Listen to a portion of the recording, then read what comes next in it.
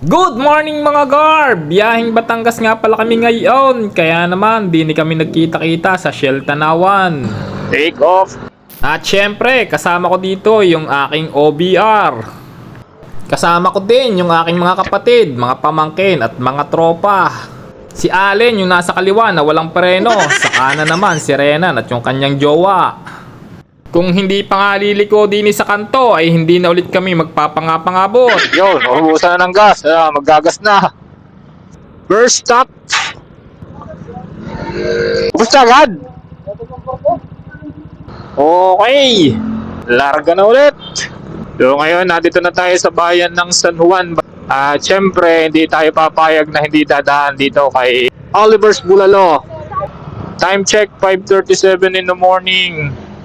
Check natin kung marami na ang tao rito pag ganitong oras.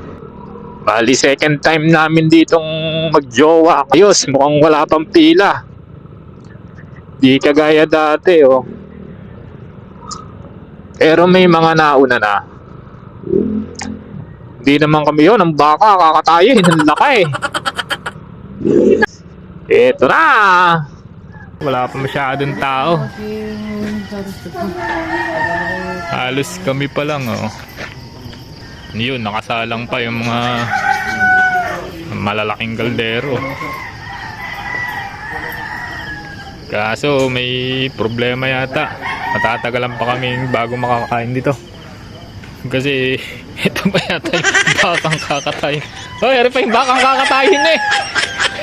Kaya pala wala pang tao. Hari pa. Kaya Oliver, lumabas na.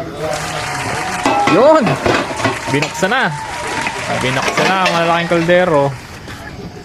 At arin na nga, tumambad na rin sa amin ang laman na rin mga dambuhalang kaldero.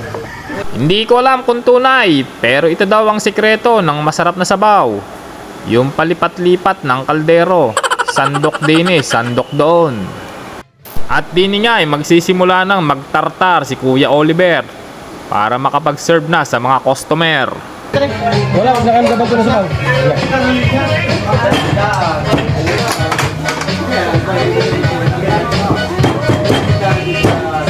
At arin na nga yung unang serving. Ang laki!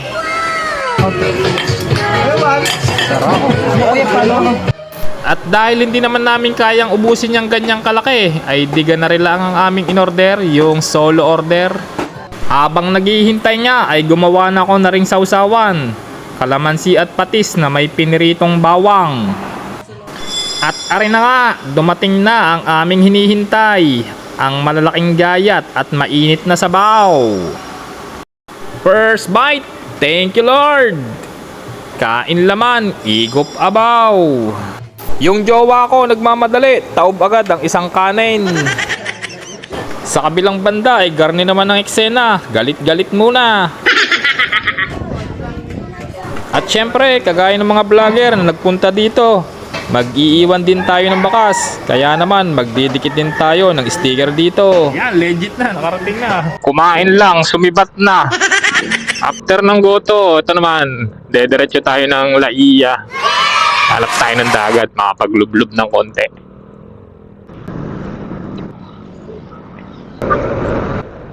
Porto Laia!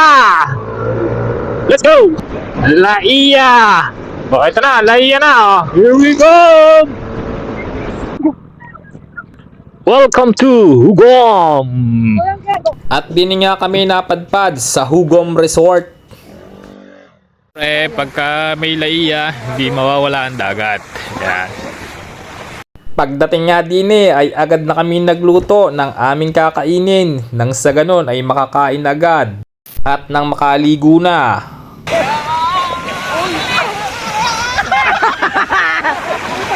Right.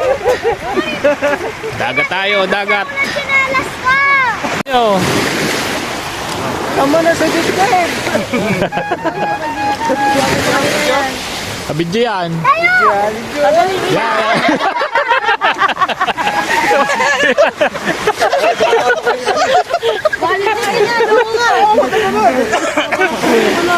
Pumasok sa ilong.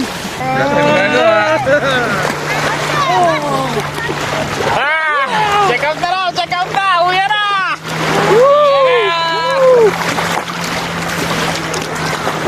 muscle to. Kita gaanit ka, Renan.